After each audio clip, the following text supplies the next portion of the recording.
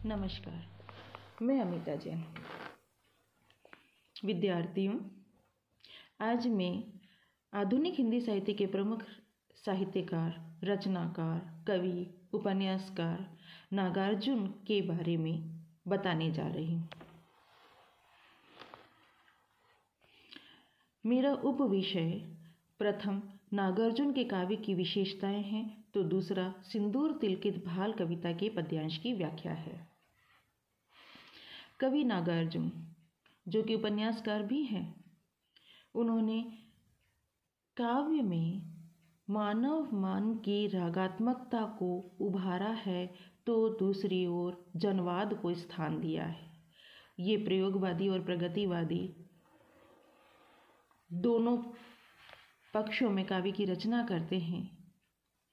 रागात्मकता के साथ ही जनवाद को भी इन्होंने उभारा है, मानव मन की पीड़ा को भी इन्होंने अपने काव्य में अभिव्यक्त किया है। मानव की समस्याओं को, उसके शोषण के चक्र को प्रमुखता से अपने काव्य में लिया है। इसीलिए मैं इनके जनवादी पक्ष को प्रमुखता से लेते हुए इनके काव्य की प्रथम विशेषता इनके काव्य में व्याप्त जनवाद को लेती हूँ या समाजवाद को लेती हूँ। जब इन्होंने काव्य की रचना शुरू की थी और काव्य लिखा था, साहित्य लिखा था, उस समय भारत की स्थितियाँ बहुत विपरीत थी। जन सामान्य बहुत दुख पा रहा था। अशिक्षा, भूखमरी, दरिद्रता, अकाल, प्लेग, चिकित्सा की अव्यवस्था, सभी तरह की समस्याएं उसके जीवन को लगातार परेशान किए जा रही थी। तो दूसरी ओर रूस में साम्यवाद का जन्म हो गया था और साम्यवाद के जन्म के साथ ही सुशासन भी व्याप्त हो गया था। भारत के इस जन की पीड़ा को नागार्जुन जैसे कवियों ने प्रमुखता से लिया है और उसे अभिव्यक्त किया है। नागार्जुन स्वयं मिथिला के निवासी हैं। मिथिला एक ऐसी जगह है जहाँ पर सरकारी व्यवस्थाएं सीधे सीधे नहीं पहुँचती। सरकारी व्यवस्थाओं का लाभ भी सीधे सीधे नहीं पहुँचता, लेकिन सरकार के शोषण के परिणाम स्वरूप होने वाली अव्यवस्था वहाँ सीधे सीधे पहुँच जाती है। अकाल वहाँ सीधे सीधे पहुँच जाता है। ऐसी जगह के निवासी जब देखते हैं कि मेरे आसपास के लोग इतने दुखी हैं, मेरे आसपास के लोग भूखमरी के शिकार हो रहे हैं, उन्हें एक समय का खाना भी नसीब नहीं हो रहा है, तो कभी हृदय विचलित हुए बिना नहीं रहता है। पूर्व प्रधानमंत्री लाल बहादुर शास्त्री ने भी कहा था कि भूख को मैं जानता हूँ, क्योंकि भूख मैंने देखी है। जब तक कोई इस स्थिति से नहीं गुजरेगा, तब तक उस स्थिति को उस रूप में महसूस नहीं कर पाएगा। हालांकि साहित्यकार में मानव की पीड़ा का या मानव का कायांतरण हो जाता है, वो उसी रूप में साहित्य को या उस पीड़ा को देखता है जिस रूप में कोई मनुष्य भोग रहा होता है। लेकिन जब साहित्यकार स्वयं भोग रहा होता है, तो उस पीड़ा को अभिव्यक्त वो और भी अधिक सजीव रूप से करता है। अकाल और उसके बाद कविता उनकी इसी प्रकार की कविता है। अकाल पड़ा है, भूखमरी चारों तरफ फैली हुई है। इस तरह से कलकत्ता में अकाल पड़ा था, एक बार, दो बार, 3 बार की 1.5 लाख लोगों की मृत्यु हो जाती थी। प्लेग फैलता था, हजारों लोग मर जाते थे, जनसंख्या का घनत्व ही कम हो जाता था। और अकाल की अव्यवस्था, अकाल की दरिद्रता, अकाल की भयावहता के बाद जब घर में दाना आता है, जब घर में अन्न आता है, तो वो अन्न कितना सुखदायी होता है, कितने सुखों का संचार करता है। अकाल और उसके बाद कविता में नागार्जुन ने इसी को अभिव्यक्त किया है। कई दिनों तक चूल्हा रोया, चक्की रही उदास, कई दिनों तक कानी कुतिया सोई उसके पास, कई दिनों तक लगी भीत पर छिपकलियों की। मतलब कई दिनों तक अकाल पड़ता रहा, कई महीनों तक अकाल पड़ता रहा। आज की तरह नहीं था कि एक जगह अकाल पड़ रहा है तो दूसरे स्थान से अन्न वहाँ पहुँच जाए, दूसरे स्थान से भोजन वहाँ पहुँच जाए, हवाई जहाज़ों के माध्यम से भोजन गिरा दिया जाए। तब अकाल पड़ता था तो पूरा अकाल पड़ता था, अन्न नहीं होता था तो बिल्कुल नहीं होता था। लोगों की एक के बाद एक बस्तियां समाप्त होती चली जाती थी।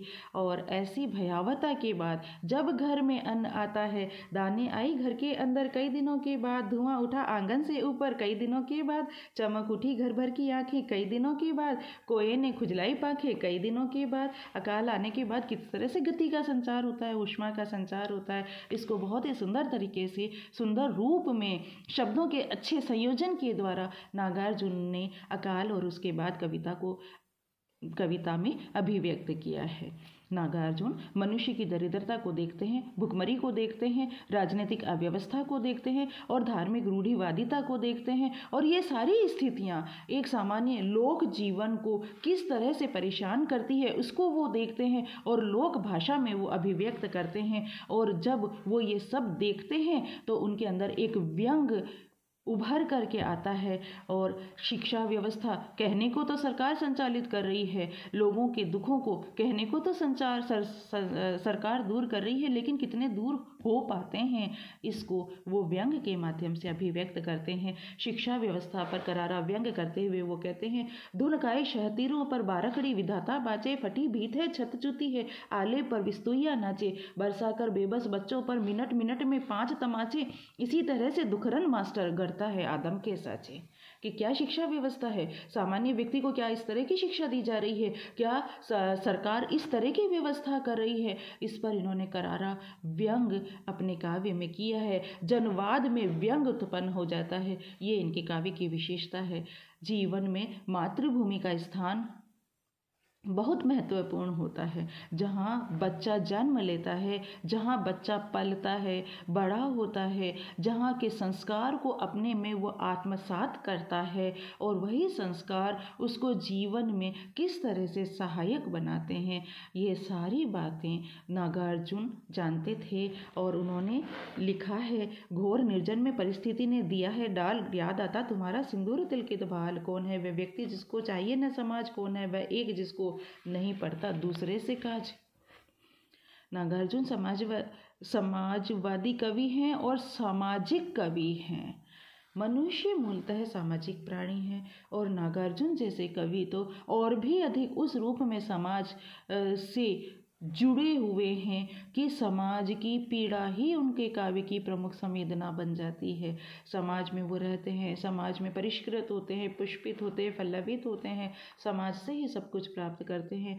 जब दुख होता है तो समाज से ही सहारा उन्हें मिलता है, और जब अपनी भावनाओं को व्यक्त करना चाहते हैं तब समाज ही उन भावनाओं का सहारा भी बनता है।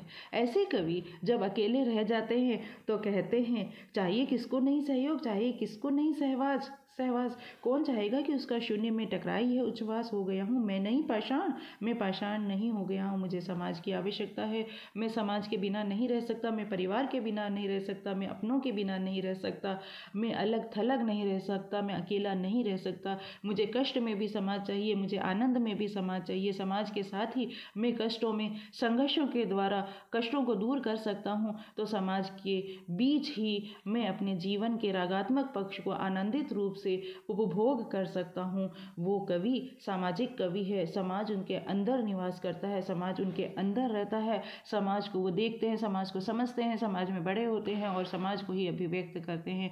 समाज के बिना वो नहीं रह सकते हैं।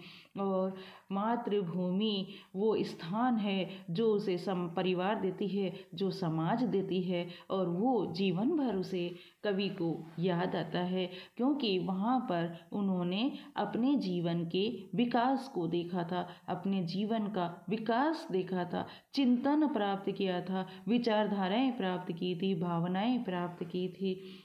तभी तो वो कहते हैं, याद आते स्वजन जिनकी स्नेह से भीगी अमृतमय आँख, स्मृति विहंगम की कभी थमने न देती पाग, याद आता मुझे अपना वह तरौनी ग्राम, मुझे वो अपना तरौनी ग्राम, मेरी मातृभूमि हमेशा याद आती है। और जब कष्ट होता है जीवन में तब और भी ज़्यादा याद आती है।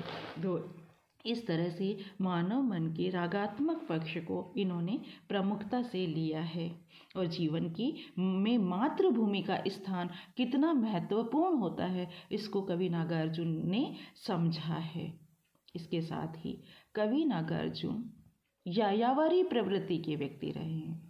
उन्होंने साहित्य के लिए, साहित्य की खोज के लिए खूब यात्राएं की है। कई बार तो इस तरह की यात्राएं भी की है कि उन्हें ट्रेन के जनरल डब्बे के टॉयलेट के पास में बैठ करके या खड़े रह करके अपनी यात्रा पूरी करनी पड़ी है।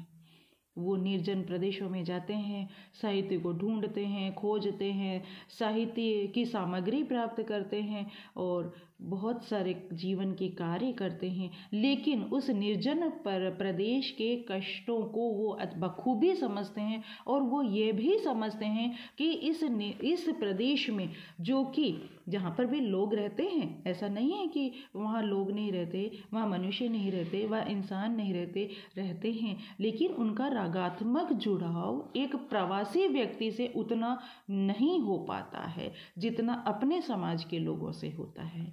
इस बात को वो बखूबी समझते हैं और इस पीड़ा को भी व्यक्त करते हैं कि वो कहते हैं, यहाँ भी तो हूँ न मैं, ऐसा है यहाँ भी हैं व्यक्ति और समुदाय, किंतु जीवन भर रहूं फिर भी प्रवासी ही कहेंगे हाय। मरूंगा तो चिता पर दो फूल देंगे डाल, समय चलता जाएगा निर्बाध अपनी चाल।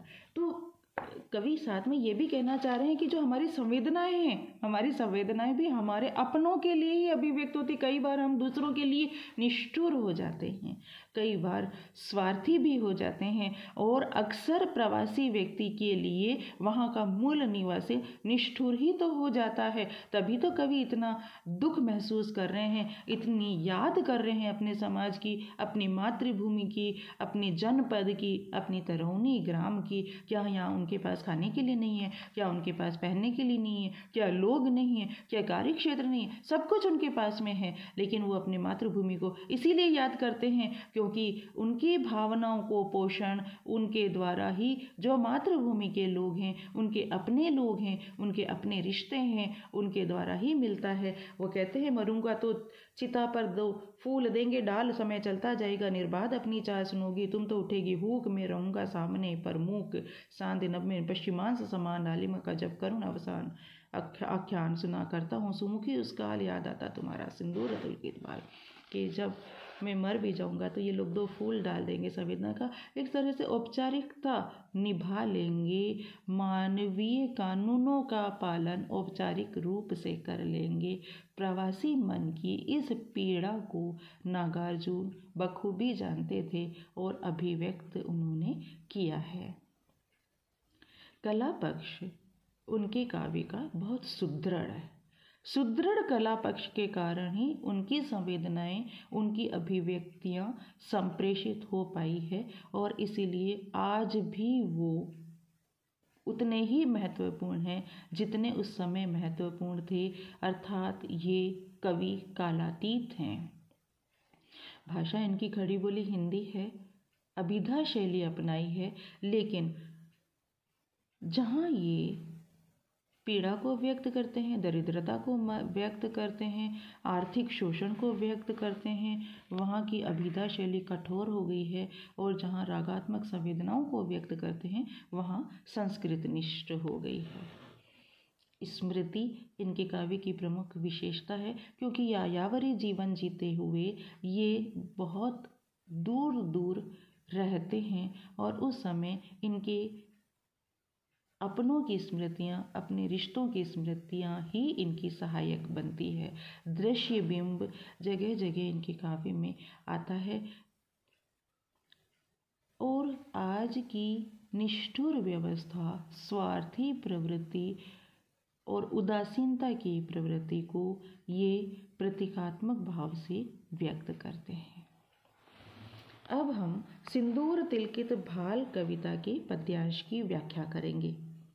धन्य वे जिनके मृदुलतम अंक हुए थे मेरे लिए पर्यंक, धन्य वे जिनकी उपज के भाग अन्न पानी और भाजी साग फल फूल ओ कंद मूल अनेक विधु मधुमास विपुल उनका ऋण साध सदा सकता न मैं दशमांश। ओ यद्यपि पड़ गया हूँ दूर उनसे आज हृदय पे से पर आ रही आवाज़।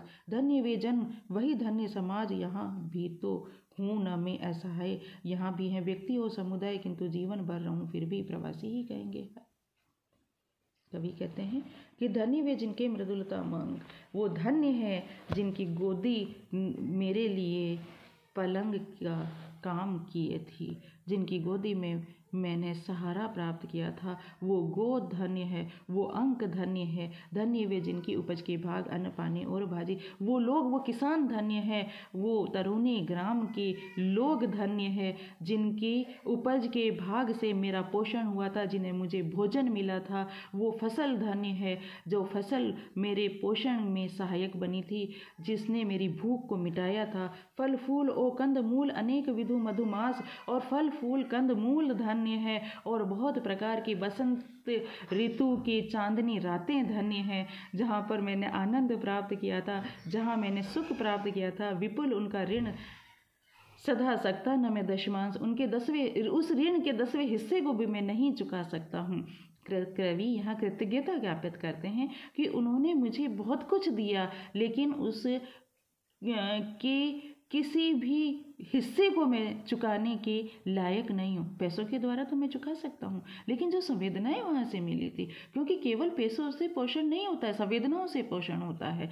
वो पैसे तो मुझे, मेरे पास यहाँ भी है, खाना तो मुझे यहाँ भी मिल रहा है, लेकिन जिस प्रकार का खाना और जिस प्रकार की भावनाएं और जिस प्रकार का प्रेम मुझे वहाँ मिला था, उसको मैं दोबारा नहीं चुका सकता हूँ। ओह यद्यपि पड़ गया हूँ दूर उनसे आज, हृदय से पर आ रही आवाज़, अर्थात मैं दूर उनसे पड़ गया हूँ, लेकिन मेरे हृदय से बार बार आवाज़ आती है कि धन्य वे जन, वही धन्य समाज, वही लोग धन्य हैं और वही समाज धन्य है जहाँ मुझे सहारा मिला था। वही समाज धन्य है जो दूसरे व्यक्ति को साथ देता है, वही समाज धन्य है जो एक दूसरे का सहायक बनता है, वही लोग धन्य है जो एक दूसरे के दुखों के लिए खड़े हो जाते हैं। लोक धन्य है, लोक जन धन्य है।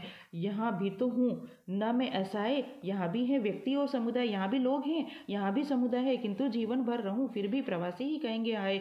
मैं जीवन भर भी यहाँ रहूँगा तो भी मुझे प्रवासी ही कहेंगे। ये कहेंगे कि ये तो उस देश के हैं, ये कहेंगे ये तो उस स्थान के हैं, ये हमारे नहीं हैं, ये अपने नहीं हैं, ये हमारे में से नहीं है, ये तो वो हैं, हमारे संस्कारों और हमारी संस्कृतियों के व्यक्ति नहीं हैं, ये तो मिथिला के हैं, ये तो तरुणी के हैं। तो मैं यहाँ रह रहा हूँ, लोगों के बीच में रह रहा हूँ, लेकिन वो अपनापन मुझे नहीं मिल रहा है जो मुझे अपनी मातृभूमि में मिला था। मरूंगा तो चिता पर 2 फूल देंगे डाल, समय चलता जाएगा निर्बाध अपनी चाल, अर्थात मैं मर जाऊंगा तो मेरे चिता पर औपचारिकतावश ये फूल डाल देंगे, समय अपनी गति से चलता चला जाएगा, लेकिन सुनोगी तुम तो उठेगी हुक, मैं रहूंगा सामने पर मूक। अर्थात यदि तुम सुनोगी तो तुम्हारे हृदय में पीड़ा उठेगी, हुक उठेगी, दर्द उठेगा कि मैं तुम्हारे सामने तस्वीर के रूप में रहूंगा, लेकिन मेरी कितनी दुर्गति हुई थी। दुर्गति इस रूप में कि केवल औपचारिकता मुझे मिली थी जब मेरा अंतिम समय था। सांदे नभ में पश्चिमांश समान लालिमा का जब करुणा आख्यान सुना करता हूँ सम्मुखी तुम सुमुखी उस काल, याद आता तुम्हारा सिंदूर तिलकित भाल। कवि कहते हैं कि सांदे नभ के पश्चिम में जब सूर्य का अस्त होता है, सूर्यास्त होता है, वो दुख भरी कहानी जब मैं सुना करता हूँ, तब हे सुंदरी तुम्हारा सिंदूर तिलकित भाल, सिंदूर के तिलक से युक्त माथा या तुम्हारा स्नेह मुझे याद आता है।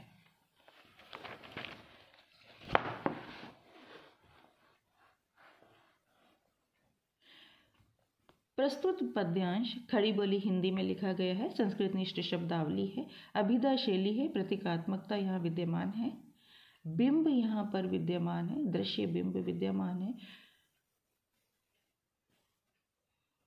तो दूसरी ओर व्यंग भी यहाँ पर है। वो ये व्यंग, करारा व्यंग इस व्यवस्था पर किया है कि किस तरह से व्यक्ति स्वार्थी होता है और वो केवल अपने रिश्तों के लिए, अपनी जगह के लोगों के लिए ही अपनी भावनाएं रखता है, अन्यथा वो केवल औपचारिकता करता है। मतलब हमारा घर, उसका घर, मानव समाज नहीं है। मेरा घर है, वहाँ मेरी संवेदनाएं हैं, उसका घर है, वहाँ उसकी संवेदनाएं हैं। हम मानव समाज की बात करते हैं, मानव व्यवस्था की बात करते हैं, लेकिन मनुष्य की स्वार्थी प्रवृत्ति के कारण वो अभी तक उपलब्ध नहीं हो पाई है और कब उपलब्ध होगी इसके बारे में भी नहीं कहा जा सकता है। इस तरह से इस कविता में, इस पद्यांश में नागार्जुन प्रवासी मन की पीड़ा को अभिव्यक्त करने में पूर्णतः सफल हुए हैं। धन्यवाद।